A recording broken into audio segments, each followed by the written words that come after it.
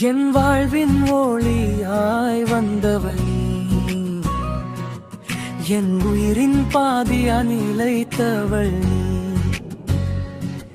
என் செல்ல குழந்தைகளின் அம்மாவாக பிறந்தவள் நீ. என் ஜூலி உனக்கு இனிய பிறந்த